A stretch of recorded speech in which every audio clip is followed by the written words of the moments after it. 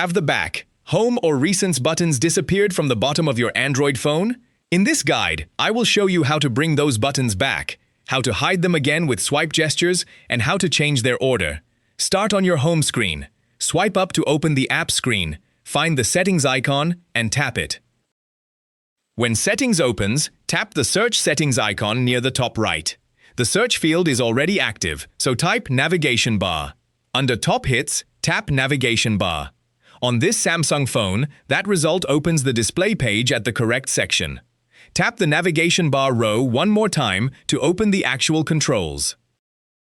At the top of this page, navigation type gives you two choices. Buttons is selected right now, so you can see the recents, home, and back icons along the bottom edge.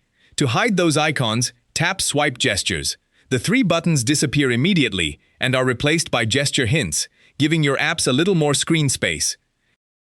If you want to control how the gestures work, tap More Options. Swipe from bottom uses three separate areas along the lower edge for recents, home, and back. Tap Swipe from sides and bottom if you prefer the newer layout, where the bottom gesture goes home and an inward swipe from either side goes back. This choice also reveals the gesture sensitivity control below. Tap the Navigate Up arrow to return to the navigation bar page. To restore the familiar Android controls, tap Buttons. The back, home, and recents icons return at the bottom immediately.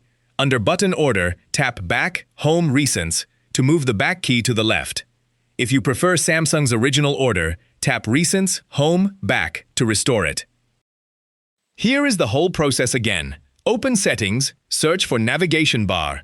Open the top result, and tap the Navigation Bar row on display. Tap Swipe Gestures when you want to hide the three navigation buttons. Tap Buttons when you want Back, Home, and Recents visible again. Then choose either button order shown on the page. That is all it takes.